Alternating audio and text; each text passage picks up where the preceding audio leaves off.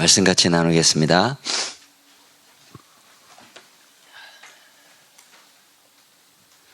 8장에는 두 가지 중요한 내용이 있습니다. 첫 번째는 40년 동안 하나님이 이 광야에서 은혜로 돌보시고 또한 지켜주시면서 그것을 기억하고 찬양을 드리는 것. 두 번째는 경고의 말씀으로 지금까지 돌봐주신 하나님의 은혜를 잊지 말라, 이 내용입니다. 순종에는 복이 따르죠. 하나님의 모든 명령을 순종하면 반드시 축복이 따릅니다. 우리 1절 같이 한번 읽어보겠습니다. 내가 오늘 명하는 모든 명령을 너희는 지켜 행하라. 그리하면 너희가 살고 번성하고 여호와께서 너희의 조상들에게 맹세하신 땅에 들어가서 그것을 차지하리라. 아멘. 순종하면 잘 살고 번성하고 그 땅에 들어가서 차지하리라 말씀합니다. 이 말씀이 오늘날 나에게도 그대로 적용된다는 사실을 믿으시기를 바랍니다. 말씀하신 대로 나에게도 이루어 주옵소서, 이렇게 기도해야 되겠죠. 자, 광야 생활을 2절에는 기억하라 라는 겁니다. 2절 중요한 단어가 기억하라. 2절 말씀 같이 한번 읽어보겠습니다. 내 하나님 여호와께서 이 40년 동안에 내게 광야길을 걷게 하신 것을 기억하라. 이는 너를 낮추시며 너를 시험하사 내 마음이 어떠한지 그 명령을 지키는지 지키지 않는지 알려 하심이라. 먼저 낮추셨습니다. 낮추신 데는 다 이유가 있겠죠. 시험하기 위해서 그렇습니다. 하나님을 사랑하는지 아니면 자신의 쾌락과 편안함을 사랑하는지 알고 싶을 때 그 사람을 시험하십니다. 시험 받을 때 우리는 두 가지 반응을 할 수가 있겠죠. 하나님을 사랑하겠습니다. 전적으로 신뢰하겠습니다. 주님 뜻을 이루어 주옵소서. 이 굳은 신앙을 보이는 사람이 있는가 하면 하나님께 잘못한 것이 없는데 왜 이러십니까? 도대체 알 수가 없습니다. 그동안에 순종하지 않는 것이 어디 있습니까? 하나님을 원망하는 사람이 있겠죠. 결국 인생은 시험의 연속입니다. 우리 살아봐서 알잖아요. 자, 상급 학교에 진학하기 위해서는 테스트를 거쳐야 하죠. 합격하면 다음 단계로 올라갑니다. 불합격하면 그대로 거기 머물러 있어야 되죠. 그럼 시험이 올 때 우리는 이제 우리가 한 단계 더 높이 올라갈 수 있겠구나. 전에 경험하지 못한 또 하나의 이 축복이 열리겠구나. 이런 기대감을 가져야 하겠죠. 두려워하지 말고. 시험을 대하는 적극적인 자세가 꼭 필요하다라는 겁니다. 시험 속에는 축복의 길이 있습니다. 이 시험을 통해 하나님의 말씀대로 살면 결국 축복이 오게 됩니다. 대체로 사람들이 우리가 살면서요, 여러 단계의 이 성장 과정을 거치게 됩니다. 성숙하는 단계가 있는데 이때가 되면 인생에 꽃이 피고 열매가 맺게 됩니다. 근데 우리 교회 주변에 자세히 둘러보면 과실수들이 많이 있습니다. 그렇죠. 자세히 한번 둘러보세요. 그러면 이렇게 언제 꽃이 다 피고 졌는데 거기에 열매들이 많이 맺혀 있습니다. 지금 보면 감꽃이 피어 있는데 이렇게 여러분들 주변을 잘 둘러보세요. 그러면 열매들이 이제 푸릇푸릇하게 맺어서 이제 때가 되면 맛 좋은 과일로 이렇게 풍성한 시기가 있겠죠. 자, 온갖 시험에 불구하고 비바람이 치겠죠. 바람도 불고 또 여러 가지. 그러나 말씀을 꾸준히 지켜나가면 거기에 붙어 있으면 성숙의 단계가 반드시 열리게 된다. 그리고 추수하는 시기가 분명히 있다라는 겁니다. 그래서 여러분들 하나님 명령을 잘 지키고 준행해서 성숙의 단계로 좋은 열매 맺는 여러분들 되시기를 바랍니다. 3절에 너를 낮추시고 이제 줄이게도 하시고 알지 못하는 이 만나를 먹이셨습니다. 그래서 유명한 말씀이죠.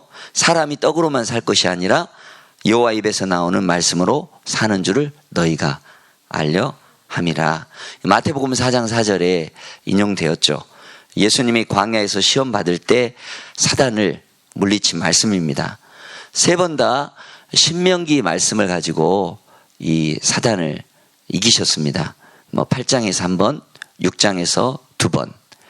예수님은 그만큼 신명기의 말씀을 사랑했다, 애독했다라는 것을 우리가 알 수가 있겠고요. 그래서 우리 신명기 말씀할 때 이 말씀을 여러분들 가슴에, 여러분들 생각에, 여러분들 모든 삶에 내가 적용하고 그것을 정말 간직해서 이길 수 있는 그런 귀한 복된 자들이 되기를 바랍니다.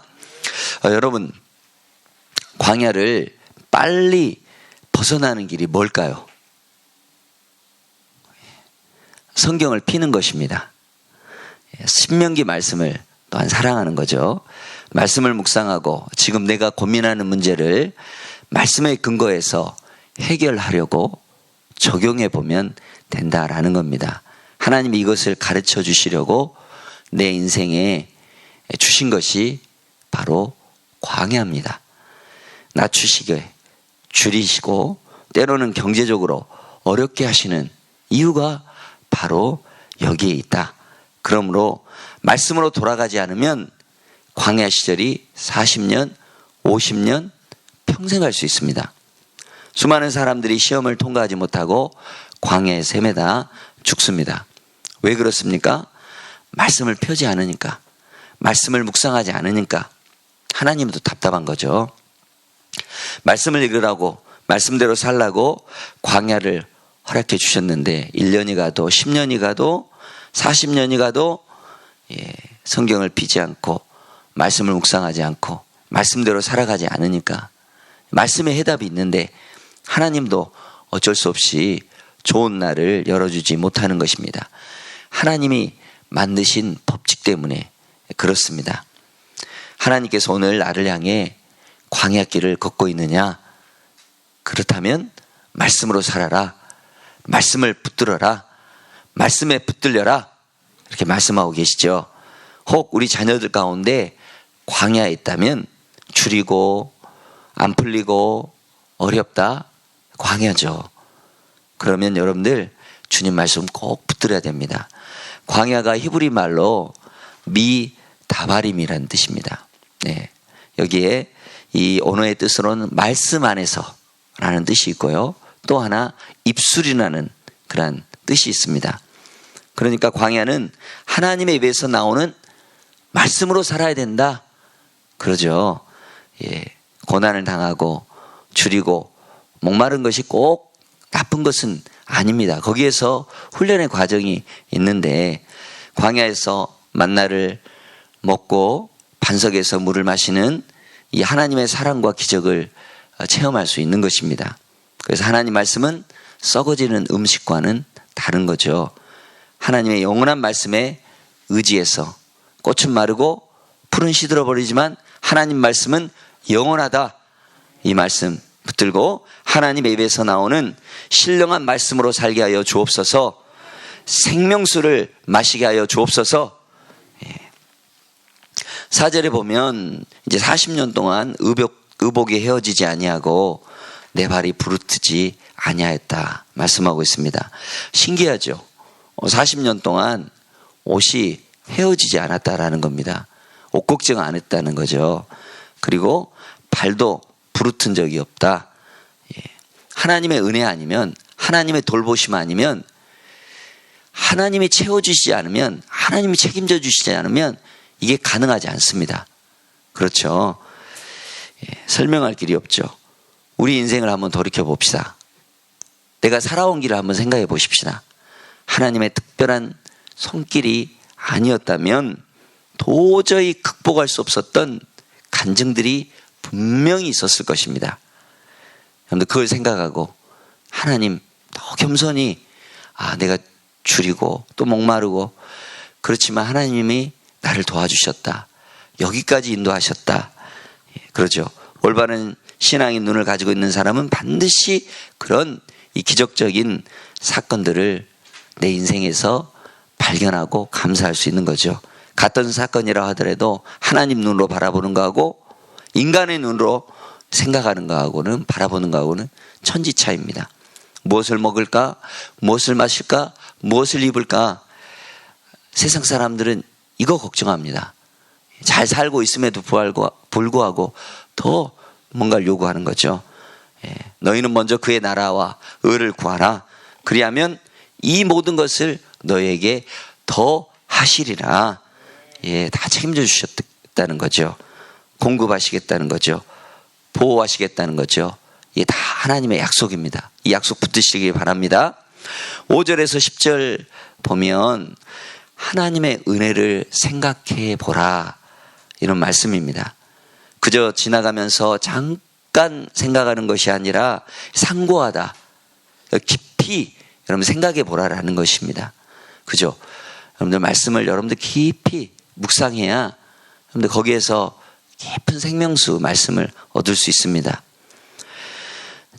그러면 명령을 지켜 그의 길을 따라가며 그를 경외할지니라. 6절에 하나님은 나를 사랑하시기 때문에 잘못된 길로 가면 반드시 채찍을 드시는 분이십니다. C.S. 루이스가 이런 말을 했어요.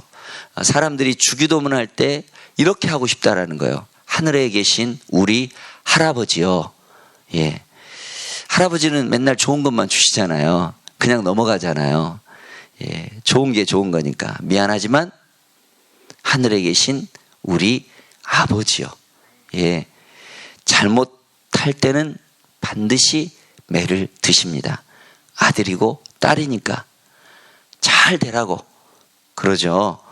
히브리서 12장 11절에 무릇 징계가 당시에는 즐거워 보이지 않고 슬퍼 보이나 후에 그로 말미암아 연단받은 자들은 의와 평강의 열매를 맺느니라.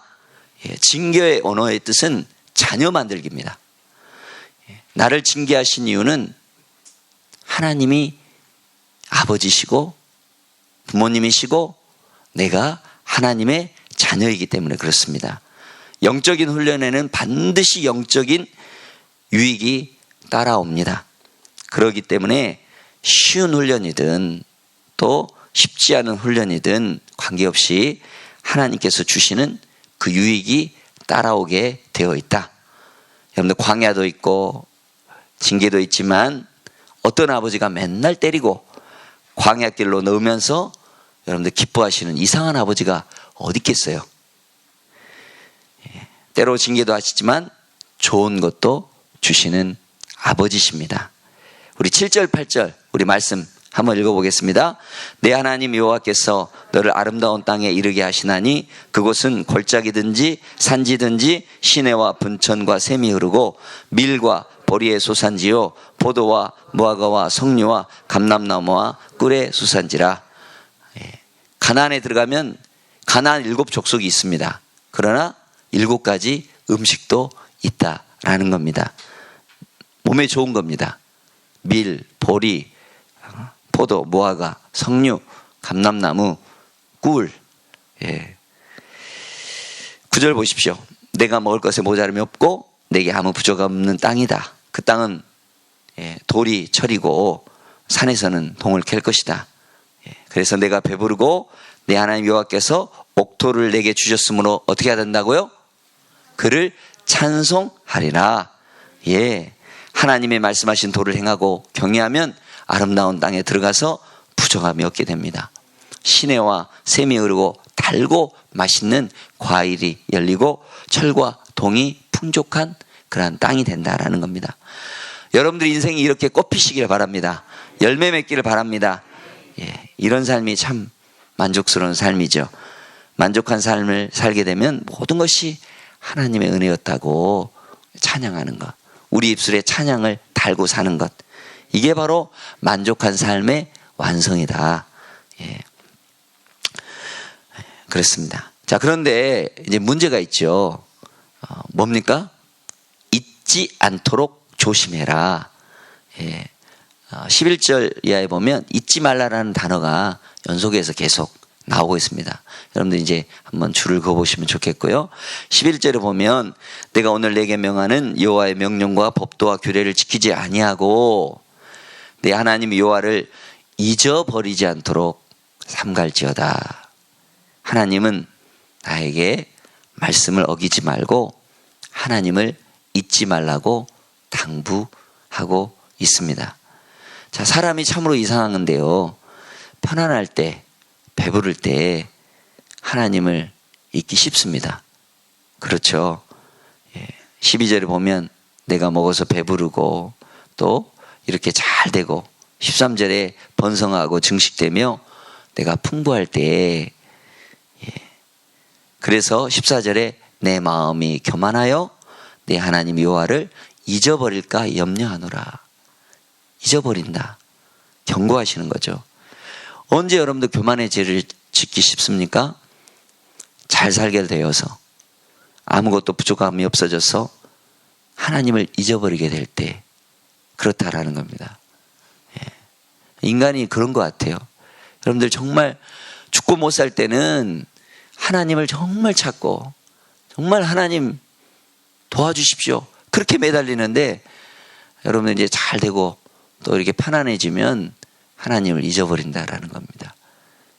여러분들 정말 우리는 이 말씀을 마음에 깊이 새겨야 되겠죠. 사람은 매우 잘 잊어버리는 것 같아요.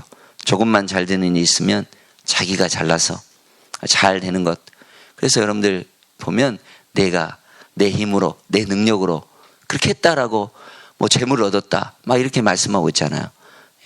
내가 들어간다는, 하나님이 쏙 빠지고 내가 들어가는 겁니다. 내가 열심히 일해서 그렇구나, 내가 다른 사람보다 똑똑해서 그렇구나, 그렇게 생각한다라는 겁니다. 제 자신을 돌이켜 봐도 그런 위험천만할 때가 얼마나 많은지 몰라요. 조금만 하나님의 은혜가 나타나 그렇게 기미가 보이면 교만한 마음이 슬며시 들어옵니다. 그래서 이 문제 내가 잘해서 해결되었구나, 그런 불손한 생각이 들어옵니다. 다 내 힘으로 된 것으로 여기고 목이 뻣뻣해 가지고 힘이 들어갑니다. 여러분, 하나님의 영광을 가로채면 하나님이 가만 계시겠어요? 아니죠. 하나님을 내 주인으로 인정하고 주님께 모든 영광을 돌리고 잊어버리지 말고 하나님을 경외하고 하나님을 더욱 사랑하는 은혜가 여러분들에게 있기를 바랍니다. 하나님은 애굽의 종살이에서 해방시켜 주신 하나님, 우리를 죄에서 구원하신 그런 분, 위험한 광야를, 이 세상을 우리 살아가잖아요. 정말 위험한 광야 같은 외줄타기 하는 심정으로 살아가잖아요. 그때마다 우리를 거기를 지나가게 하시고 보호하시고 공급하시고 반석에서 물을 내어주셔서 목마름을 채워주시고 만나를 먹여주셔서 생명양식 삼아주셔서 하루하루 살아갈 수 있도록 해주신 그 하나님. 16절 보면 너를 낮추시며 너를 시험하사 마침내 어떻게 한다고요? 내게 복을 주려 하심이라. 여러분들 진짜 이게 하나님 마음이에요. 마침내 나에게 복을 주려 하심이라. 결론이 그렇다라는 겁니다. 영원한 생명, 영생 복락 주시려고, 천국 소유하게 하시려고 우리 주님이 이 세상의 모든 죄와 또한 고난의 짐, 모든 것을 우리 십자가에서 다 담당해 주셨습니다. 그러죠? 내가 어떤 것을 할 수 있다면 나 자신이 잘나서가 아니라 그 모든 능력을 하나님께서 주셨다. 여러분들 이렇게 인정해야 하겠죠. 하나님께 찬송하고 감사하는 것을 오늘 하루도 잊지 말고 오직 하나님의 은혜였다고 고백하는 하루가 되기를 축원합니다. 겸손히 낮추고 하나님 바라보는 사람에게는 하나님의 축복이 오늘 내일 영원하다라는 겁니다. 하나님의 인도하심으로 날마다 여러분들 이렇게 살아가는 은혜가 있기를 바랍니다. 모든 일상에서 하나님은 선하시고 기뻐하시고 온전하신 뜻을 여러분들 통해서, 여러분들 가정을 통해서, 우리 교회를 통해서, 하나님의 교회를 통해서 이루어 가실 줄로 믿습니다. 기도하겠습니다.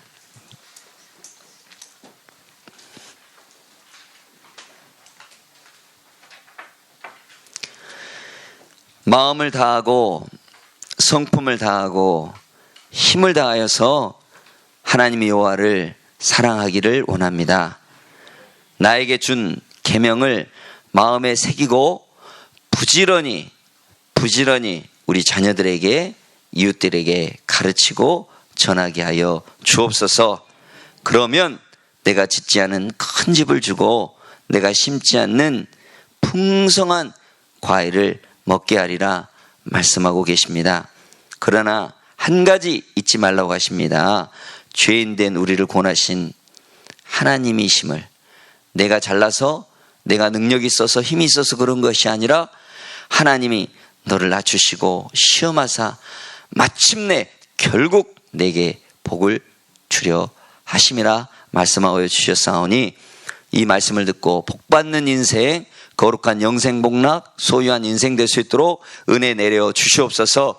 끊임없이 우리의 입술에서 우리의 마음에서 찬송과 감사가 있도록 은혜 베풀어 주시고, 신명기의 말씀을 통해서 하나님의 입에서 나오는 말씀으로 살아 원수마귀를 이길 수 있는 믿음의 사람들이 될 수 있도록 은혜 베풀어 주시옵소서. 이 시간 귀한 예물을 하나님께 올려드립니다. 기쁘게 받아 주옵소서. 감사드리며 예수님의 이름으로 기도드립니다. 아멘.